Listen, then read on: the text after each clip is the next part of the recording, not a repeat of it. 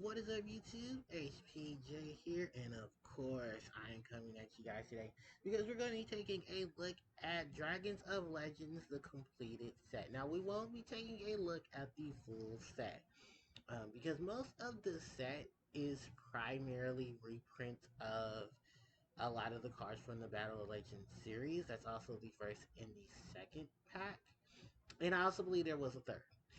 Now, I was really only interested in Battles of Legends because of the content within it. The newer content now is just OCG imports that were brung to the CCG, and I'm actually very much at the point of when I looked at the set, because I did take a look at the list. Um, I've seen better. There could have been better. And we, as a collective, can probably all agree that unless there's something in it you specifically wanted for a collection, or you're just a big fan of that set of, particular archetypes within it, there really isn't much that I would say go for. Even some of the reprints of really good cards that were in it kind of fell to the wayside because most of them that did get the reprint treatment, unfortunately, had to suffer from the fact that most of the cards that were used at the time just fell on death's end.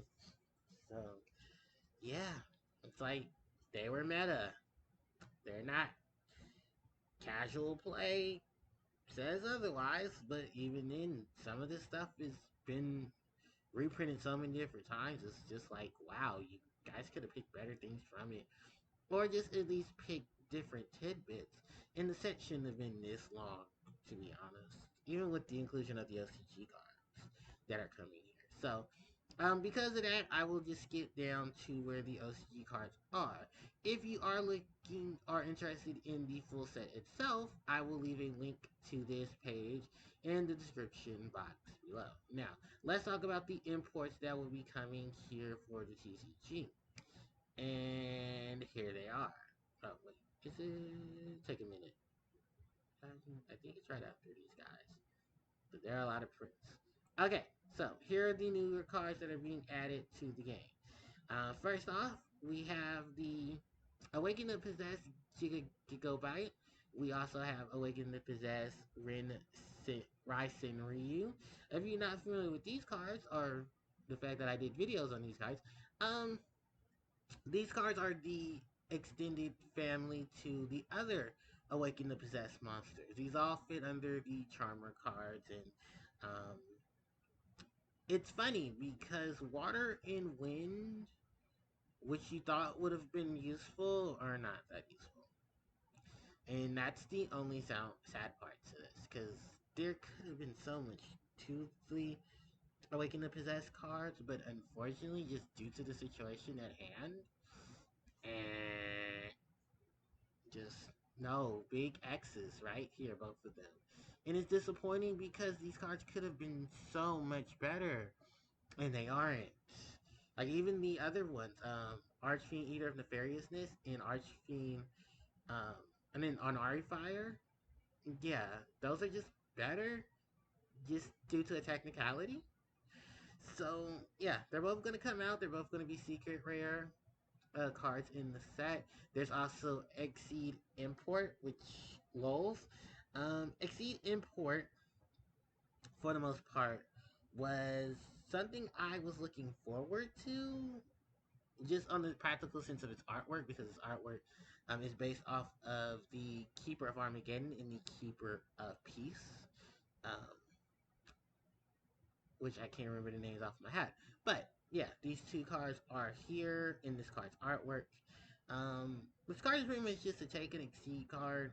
When you take an Exceed monster you control, a monster your opponent controls with less attack than it, and attach it to that monster as material. So it's kind of like an Exceed Region, Exceed Reborn. I know there's a card similar to this that came out prior to, but I think it was a trap card, and it's kind of just very unique. And looking at the state of the game now, this is very situational. If your opponent's deck does play Exceed monsters, which I think still some do, so you might get some use out of it. but I wouldn't force it into the main. Then we of course have the 4 OCG V-Jump cards coming to the TCG. We have a 100 Dragon, uh, Time Wizard of Tomorrow, Cyber Slash Harpie Lady, Engines of Layer. Each of these monsters representing some of Joey's um, duels with the people that he's played within the series. Also, just to hint that the Huntress Dragon is an homage to his own deck and how it grew. Because we all know Huntress Dragon is baby dragon growing up.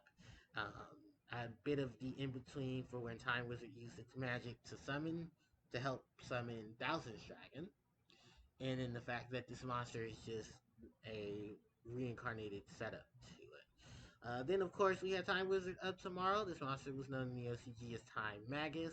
Um, Great card for instant fusion. Just requires Time Wizard and one effect monster. There was a crazy burn combo with this card in which you take advantage of I think it's a Sentry Gardener, or yeah, Sentry Gardener, and its ability where if you flip this, you don't take any damage, which is great.